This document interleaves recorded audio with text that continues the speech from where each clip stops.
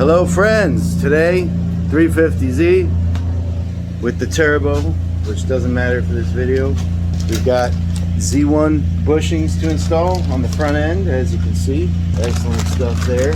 I'm going to throw on a set of their heavy duty trunk poppers. That should fix a little issue we have going on there, which I will elaborate. And I have new ball joints, lower ball joints to the front end. So she's gonna feel like a different car when we're done with her. Let's get it in here, jack it up in the air, take some front wheels off, and get to work.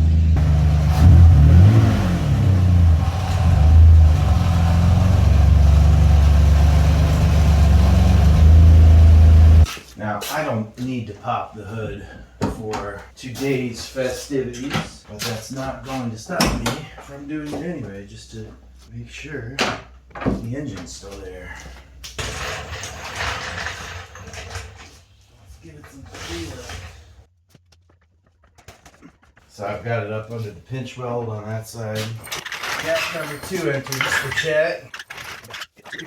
Someday I'm gonna have a steel building with at least 2 bays and a lift, so I can skip this step. And you're responsible for your safety. This is for entertainment only. Alright, here we go. So that should be good. I'm not going under the vehicle. Get under there.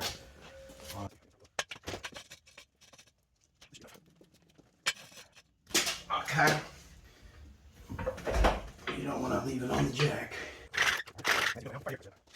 So while my compressor gets up to pressure, I'm going to throw those Z1 trunk poppers on. Pretty common thing, especially with a car from 2004. You go to pop the trunk, and then it won't open. It didn't pop up enough to clear the latch, so you got to do your two-handed opening. So Z1 was clever enough to redesign this part, I guess. So I'm gonna go ahead and throw those on. Now I'm not exactly sure. I guess these just kind of screw in. Oh yeah, look at that, freaking easy.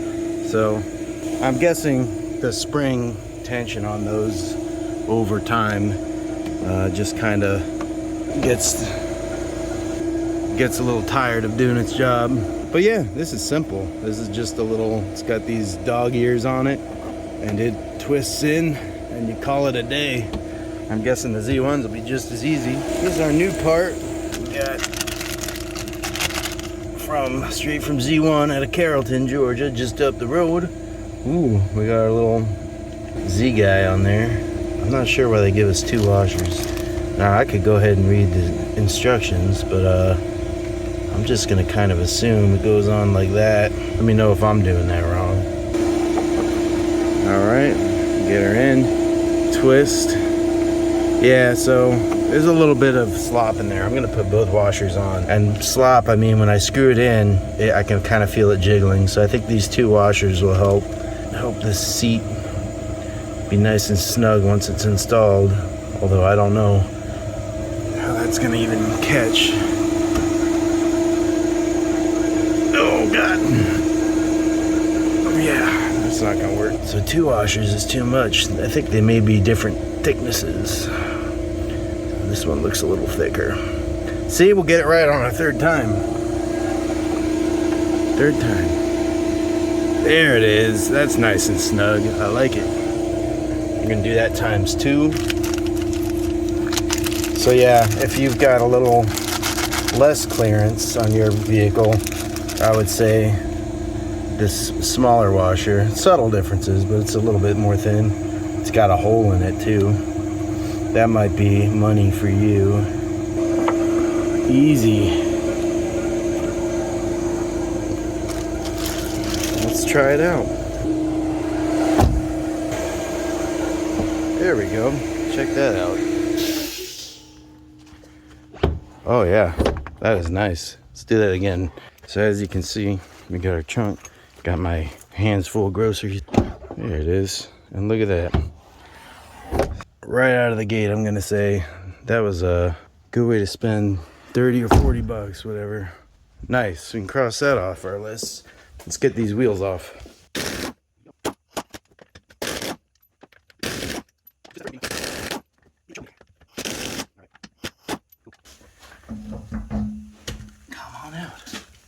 Come on down.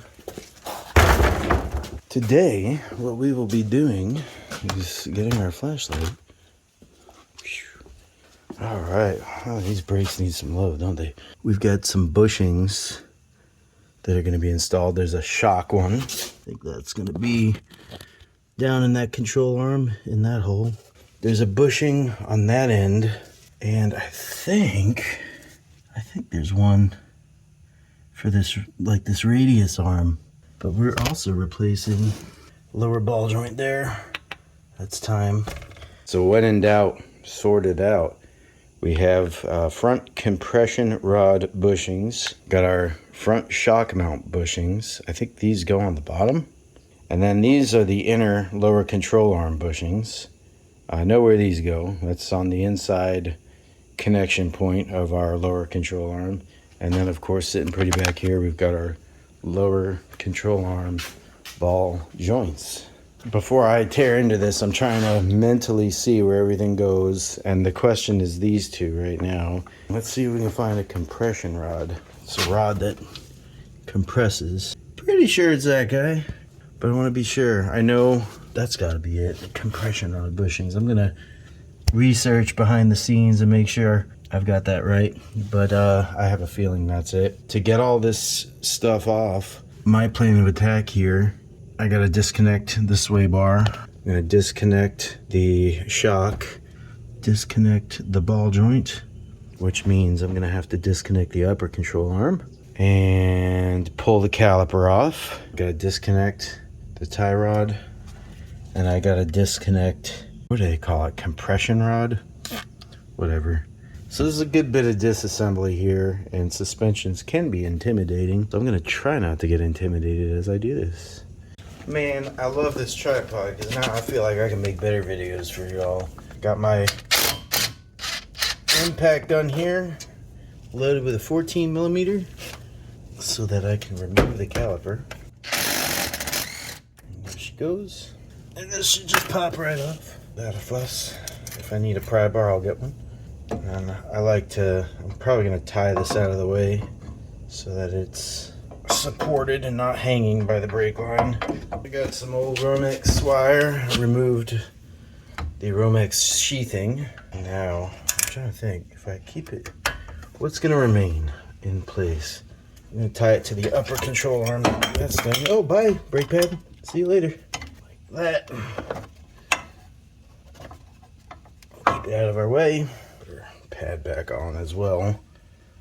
Although it might be easier, we are going to take this caliper bracket off as well, which happens to be 19 or 21. Let's find out.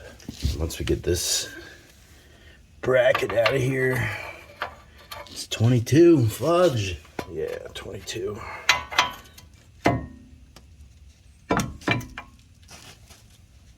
Okay. Sounds cool. That's one. Keep all your bolts and stuff together. And the more you play around on cars, the easier it will get to kind of remember where everything goes. Alright, caliper bracket is off. I'm going to set this aside so we're safe. On the immediate front, pull that rotor off. There is a bracket for the brake line. We're not going to take this one off. I'm going to take this off here. These look like 12s. We have an ABS sensor we'll take off. That looks like a 12 as well. So we'll get those off. Those are quick wins. Show it. Those go there. Okay. Oh, it's so shiny. And that is now disconnected and should not interfere with removal operation. Zoom out, please. Okay. Let's see if we can't get our ABS sensor off. It's like a video game when I'm looking through the camera. I can't do it.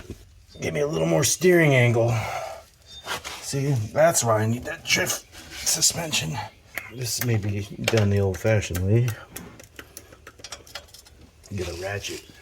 I swear, making videos makes me like 3 times as slow when I'm, you know, it's like Every time I work on the car without the video, though, I'm like, I should have made a video. I just like helping people out. I can't even count the times a video has helped me get through something. So it's like, if I can help someone's day go a little bit easier, or fun to watch too. That's all I'm getting out of it. I ain't making no money off doing this shit. Our next course of action here, I'm thinking I can either, I'm on the fence here. I think I'm gonna straighten this out for starters. I think my steering lock, hold on. I'll not steal this car and steer it. Is that straightish? Ah, come on, man. You got no room to work in this damn shed. Why couldn't I buy a house with a garage? No, it's worse. Hold on.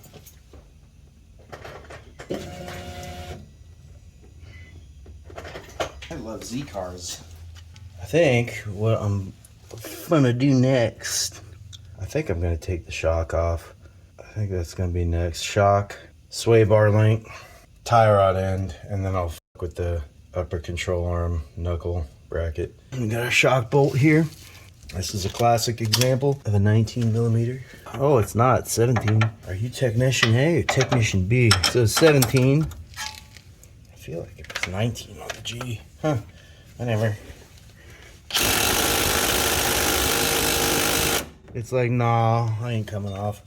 So I ain't gonna horse my little impact driver. You can see. There we go. Nut is off. Bolt is probably gonna be under a little bit of tension, or a lot of tension. It's coming. Now, if you're working on suspension and something is tight, you're gonna want to stop what you're doing and figure out what's going on, because some of these components can be under load.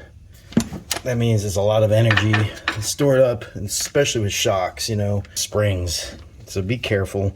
If you don't know what you're doing, stop, because you are responsible for your safety, no one else. If that was fighting me a little bit, I might try to get a jack under the component and see if I can take a little bit of the weight off, but it's at full droop, and it didn't really have any load on it, so we were good. There's our suspension link with the magic of air tools. We didn't need to fight that on the other side. Now the sway bar, that's not under load either. Sometimes those will they'll be under some load. I mean, it's a torsion bar. Again, same rule applies. You know, be careful. And if something is heavy or under load, figure out why, and don't go any further until you know why. All right, next is my tie rod link, tie rod end. So a lot of these suspension parts have the Jesus pin in them. These cotter pins, I'm calling them Jesus pins because it's Sunday. It's the Lord's Day.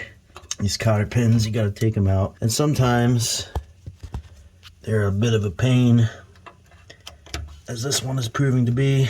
And I'm too old to be smashing my hand into stuff. So we'll try to get it out. And if it's going to fight us, then I'll escalate the situation. Get some vice grips. This is gonna be the whole video, is taking this pin out. This is the crap people love to watch. It's like, it's not just me. And she's coming now. Sideways. The vice grips will win this fight. Just be careful when you like twisting it out. Okay, and that's that. And that's definitely not a reusable piece of equipment. It's a 17, and it certainly is. And like a good boy, I've been putting my tools away and killing my productivity in the process. I just have a fear I'm gonna lose my ratchet, or lose something. Oh, it's 19. Son of a bitch. There we go. Extension, nice.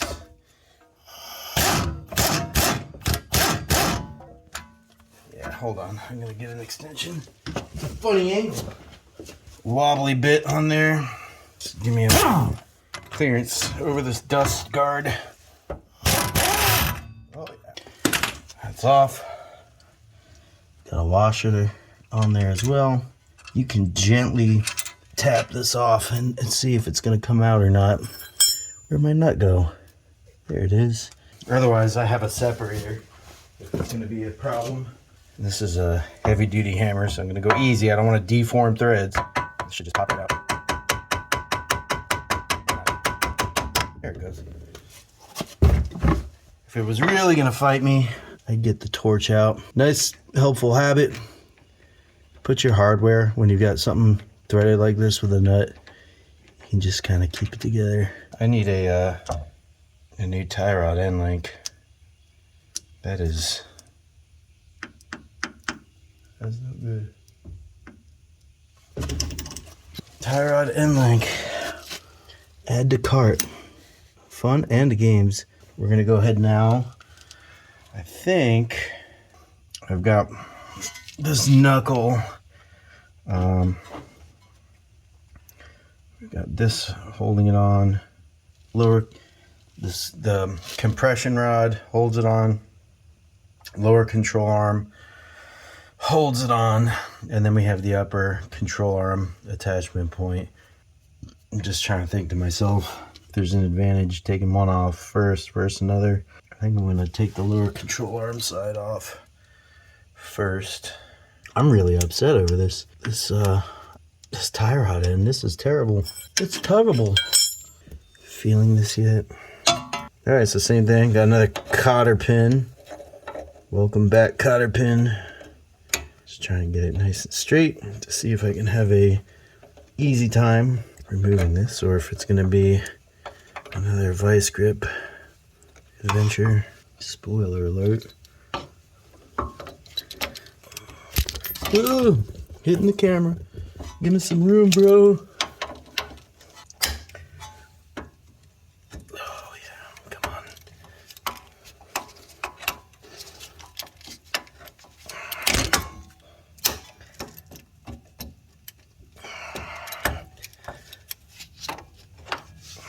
You know, if anyone out there is actually a mechanic for a living, whoops, smashed the phone. Bless your soul. I don't know how anyone does it for a living. And it's not that it's hard. At least I don't think so. I love working on cars. I'd love to do it for a living. It's just the industry cheats you like shit. At least the shops I've worked at, they don't really want service techs. They want fall guys, man. They want to have... Put this nut on it. They want competent workers, and then when something goes wrong, they want a fall guy. Oh, man. They want someone to be like, well, you're paying for that, bro. When you gotta work on somebody's broken ass shit. This is our ball joint, by the way. It's getting replaced. I really shouldn't be worried about those threads. But yeah, they want someone they can cut into their paycheck if something goes wrong. And it's like, I don't know. I'm not okay with that. There's a guy I worked with, and they asked for, he had a ticket for a tire rotation. Should have been nice and easy. Straightforward. Of course, it ended up being that lug nut broke in the process, seized lug nut, and he had to buy this customer a set of lug nuts, a set of wheel studs. And I'm just sitting here, I'm thinking to myself, it's like, he's not making anything. I think he's making $15 an hour like I was. We were lube techs, which is industry speak for entry-level fall guy. Very smart guy, it's just, there's always someone looking to cut into what you're taking home, and it really wasn't a lot, You gotta buy all your tools, all your hand tools. I'm not talking about like the tire changing machine and all that stuff. You know, there's definitely things the shop has, and the shop has overhead. I'm not trying to take away. I know it is not cheap to run a shop or to own a shop. As much as I'd love to have my own shop, that's the reason I don't. I don't have $100,000 to get started, and I don't feel like having that much debt to get started doing one. I look at a guy like Rain Man Ray. I'm kind of living vicariously through him because, you know, I was watching him when he was still working wherever he was working. I liked his videos. I liked his fun, irreverent style. Saw him get shit canned at work. He got fired. I think it had something to do with making videos. Here again, you know, the shop comes first. You know, the videos are getting in the way of work, but if they're not, I don't know. I think the problem was the shop was, you know, he was stealing their glory, and I don't know if they wanted to be cut in or if they just didn't want him doing it at all. Who knows? He didn't elaborate, or if he did, I missed it. He's on his own now, and that's good. I know that was kind of in the works, and I know if his management was aware he was making videos, it probably really wasn't a secret to them. And I'm guessing they gave him some type of ultimatum. It's like, look, bro, you're either with us or against us. It's like, you know what? With his level of success he's achieved online, he don't need you. And I hope that's how I hope that's what was relayed in that chat. It's like, bitch, these shops, they need to remember, it's hard to find competent, skilled labor, and it shouldn't be treated as a commodity. It should be cherished. It should be one of those things where it's like, you know, I have the best people working here for me, and I want to keep them happy and pay them well. I do not want to shit on them. You know, I got bitched at for marking off a spare tire in a multi-point inspection. And I did that because he had his mobility kit and it was not expired. So I'm like, okay, you know. Well, that blew up in my face. I learned, don't do that. You know, don't interpret shit. Because the customer ended up coming back wondering where his spare tire was. Of fucking course, right? Alright, yeah, look at that. Separation. I'm gonna get this upper control arm bolt next. Another pin awaits. So yeah, the customer came back, the service writer, wondering, oh, where's my spare tire? It's the one customer who actually read his multi-point inspection report, right? Where's my spare tire? It was marked off as good. Must have forgot to put it back in when he was checking. Fucking liar. And the service writer came back, hey, did you leave this guy? No, he didn't have a spare tire. I explained it, you know. Whatever. It ended up at the service manager's desk. And he came back yelling and screaming over something stupid that he had no, I guess, quick thinking skills to explain this to the customer, you know. And I explained, like, look, he has a mobility kit.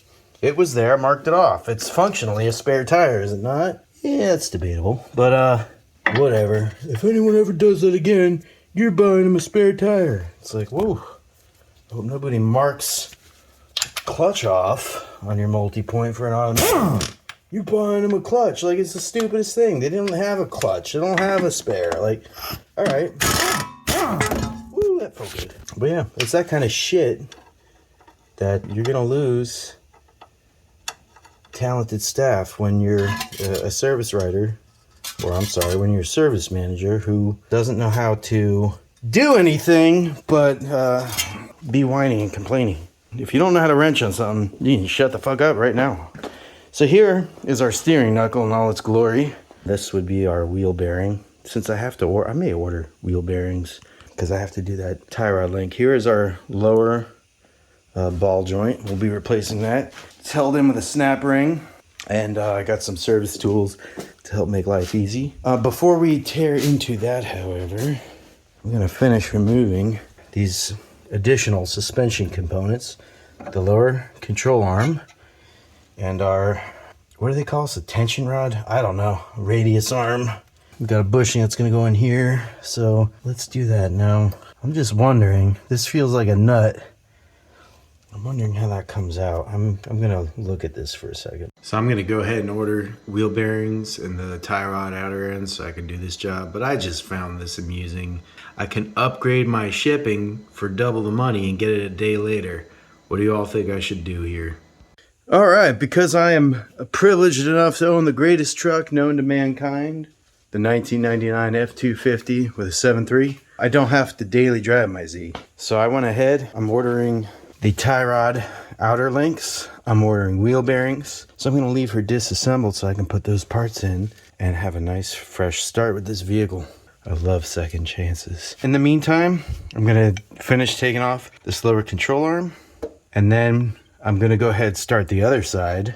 Same process as this side. Get that lower control arm off, get that knuckle off. And then what I need to do to get these compression rods off, unfortunately, I have to drop this subframe, this cross member out of the way, which is not a big deal, but I did lift the vehicle up a little more so I can get in there and zip them nuts off. And from there, I'll be able to drop that. And I should have access to get this compression rod out of here. Cool beans, right? 19 on the back as well. You know, the funnest part about making these videos is editing. And it's like there's so much crap I gotta take out. Just like where I'm not doing anything interesting or, you know. Damn, this sucks. Sorry, hold up. But yeah, that's my problem, not yours. Just realize it's a labor of love, people. Your likes and subscribes mean so much to me.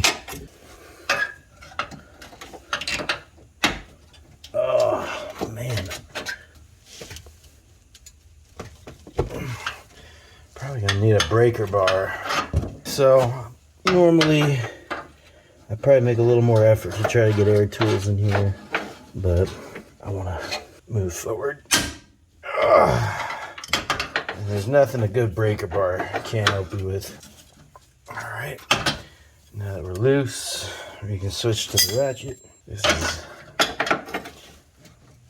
to keep me reminded about life before air tools. I didn't always have a nice air compressor and a nice impact gun, and it helps me stay humble. This bushing is shot on here, by the way.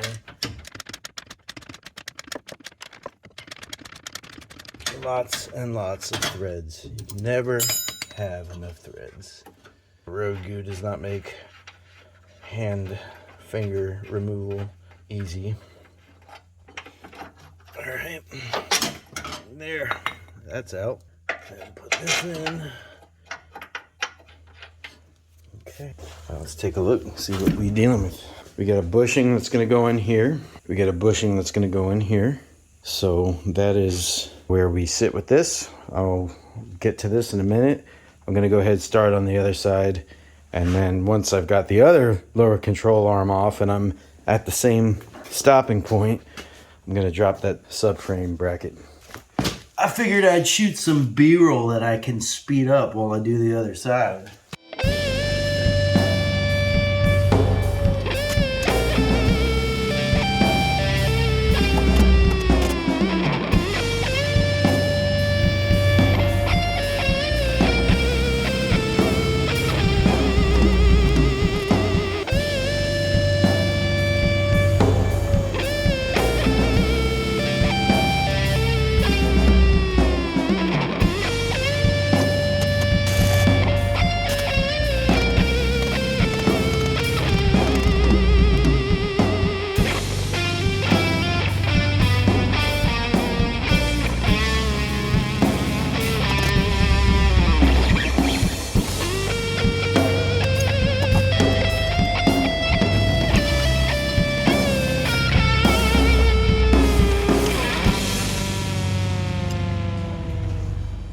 Control arm is out. That only took what, 22 minutes? That ain't bad. So I want to take this opportunity to share some knowledge.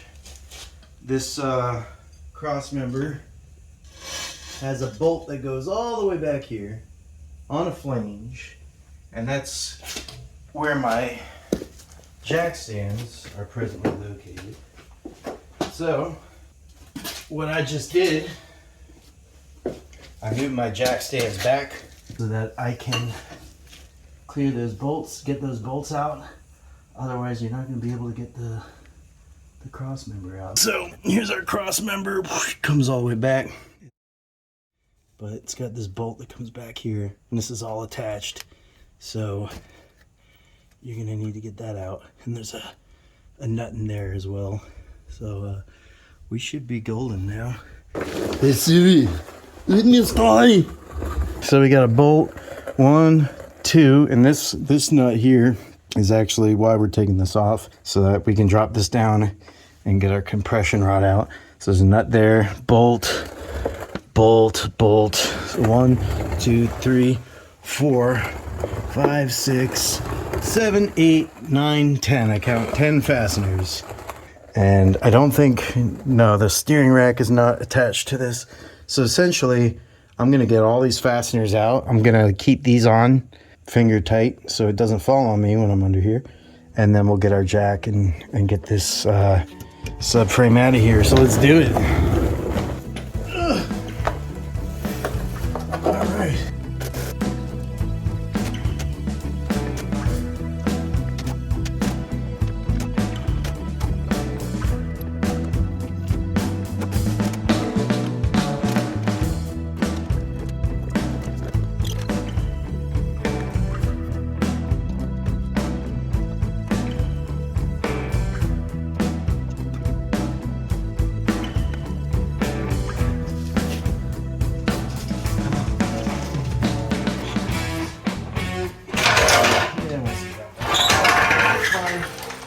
Good enough.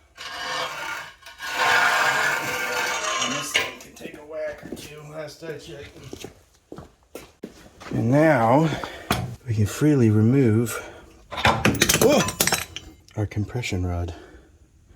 See, they just pop off. Keeping the right side with the right side, the left side with the left side. Boop. There she goes. So we got bushings for this end. You can see they're not terrible, but they're not really great either. We are striving for greatness. We're gonna go ahead and actually use our brand new Harbor Freight Central Machinery half ton, 12 ton, whoo, I'm like half ton, I don't know, it's gonna work. 12 ton shop press to get these bushings out. We're gonna replace lower control arm ball joints. Thank you for watching. Hope you learned a thing or two or were mildly entertained. And stay tuned for more Z-Car videos, mechanic wrenching nonsense videos. Take care.